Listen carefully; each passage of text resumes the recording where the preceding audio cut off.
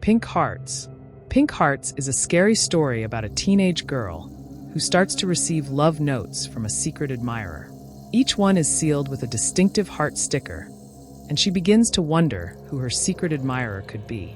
When I was 13 years old, my parents moved to the city, and I started attending a new school. I was very shy at that age and didn't have any friends. It took me a while to fit in. The other girls seemed much more mature than I was. A lot of them seemed to have boyfriends, and I had never even kissed a boy before. I wasn't really used to any kind of male attention at all. Whenever a guy smiled or winked at me, I was either extremely embarrassed or convinced that he was playing some kind of joke on me. I never thought of myself as beautiful and couldn't believe that any guy would really find me attractive. Then one day, I found a note in my locker. It was a small blue envelope sealed with a little pink heart sticker. Inside was a piece of paper. It simply read, "I think you're beautiful." I was genuinely touched. It was so sweet and innocent. I wondered who had sent it, but I didn't really have any idea how to go about finding out. I stuck the love note between the pages of one of my school books and began to daydream about my new secret admirer. Could it be the cute boy who let me borrow his pencil in math class? Or was it my lab partner, who always made me blush bright red when he smiled at me? Perhaps it was the boy in my history class who shared his book with me when I forgot to bring mine. Or maybe it was the tall, brooding guy in the year above me who wrote poetry and spent most of his time riding motorcycles. I was as excited as any other teenage girl, filled with dreams of puppy love, holding hands, and maybe a first kiss. Whenever I was feeling sad, I took the note out and read it again. It always made me smile. A few days later, I opened my locker and discovered another note.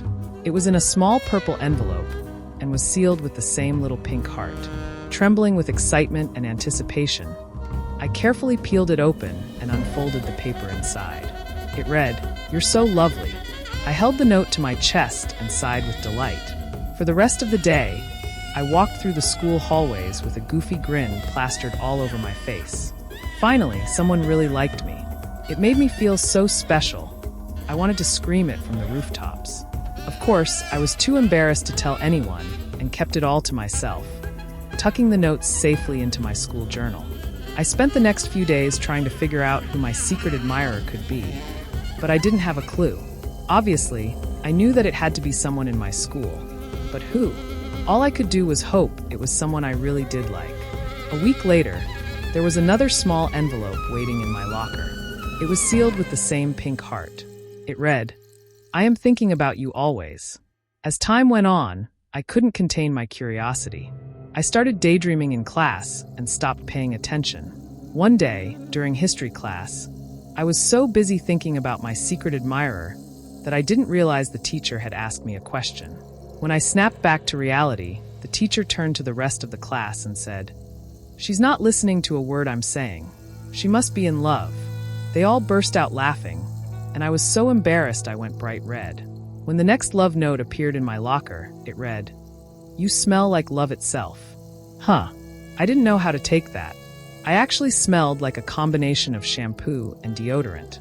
Is that what love smells like? I tucked the note away with the others and waited eagerly for the next one. I didn't have to wait long. The next morning, there was another envelope with the telltale pink heart. It read, "I want to taste you." That was kind of creepy. The next note was even creepier. It read, "I am watching you always." Suddenly, having a secret admirer didn't seem like so much fun anymore. He was beginning to sound like a stalker. I didn't know what to do. There was nobody I could talk to about it. As the days passed, my sense of uneasiness began to grow. I started to see pink heart stickers everywhere. It was beginning to freak me out. In the morning, when my mother drove me to school, there was one stuck to the windscreen of our car. She didn't know where it had come from. Once, after I went to the toilet in school, I came back out and was washing my hands at the sink. In the mirror, I noticed a pink heart on the stall door. I was sure it hadn't been there when I went inside, and I hadn't heard anyone come into the toilet while I was there. It got to the point where I dreaded seeing one of those pink heart stickers. I was a nervous wreck, but I was afraid to confide in anyone. So I did the only thing a painfully awkward and embarrassed teenage girl could do. I suffered in silence. Then things got really bad. One day, I came home from school and was horrified to see a plain white envelope had arrived in the mail. It was sealed with one of the dreaded pink hearts. Now he knew where I lived. With trembling hands, I peeled off the sticker and opened the envelope. Inside, there was a picture of a grown man, naked from the waist up. In his right hand, he was holding a knife. There was a note, too. It read, "I bet your blood tastes like strawberries." I screamed. Then, I noticed something in the photo that filled me with horror. The man had taken a picture of his reflection in the mirror, but he had obscured his face. However, he had forgotten to cover his tracks. Reflected in the mirror was a framed picture, hanging on the wall behind him. Worst of all, I recognized the man in the framed picture. It was my history teacher,